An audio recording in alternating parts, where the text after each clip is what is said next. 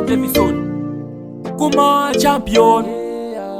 Hey ya, hey ya. Cha Davison chimobaratidza kuti unozi mukuru ende ndiwe zikubhuru. Baby waina semufirimu ndazokuona pafesi. Baby ndiwonotora #1 pakutamba iwe. Uchiwaina iwe baby ndiwonotora #1 pakutamba iwe. Uchizunza iwe baby ndiwonotora #1 pakutamba iwe. Uchikurunga iwe baby ndiwonotora #1 pakutamba iwe. Ndazviona iwewe wakanaka pakutamba iwewe wakashata. Omari uje wakapuwa chipo chako naMwari. Waina iwe tamba iwe zunza iwe sheka.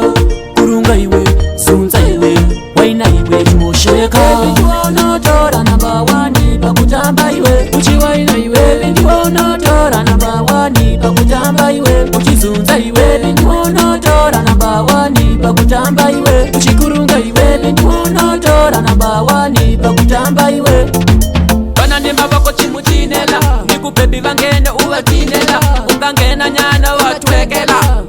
Cha Davison Kuma champion. Baby unotamba kungeze mufirimu. Ndakakuona pa Facebook iwe waina saka ndazokutsvaga kuti ndikuwane iwe wesheka. Baby ndiwonotora #1 pakutamba iwe. Uchiwaina iwe baby ndiwonotora #1 pakutamba iwe. Uchizunza iwe baby ndiwonotora #1 pakutamba iwe. Uchikurunga iwe baby ndiwonotora #1 pakutamba iwe. Ndazviona iwewe wakanaka pakutamba iwewe wakashata. Omari uje wakapuwa chipo chako naMwari. Waina iwe tamba iwe zunza iwe sheka.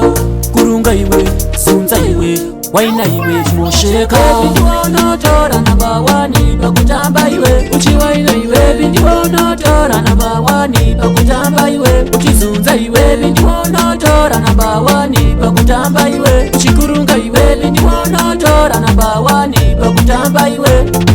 Bana ndima vako chimuchinela ndikubebi vangene uvatinela. Ungangena nyana watwekela. Cha Davison Kuma champion. Baby unotamba kungeze mufirimu. Ndakakuona pa Facebook iwe waina saka ndazokutsvaga kuti ndikuwane iwe wesheka.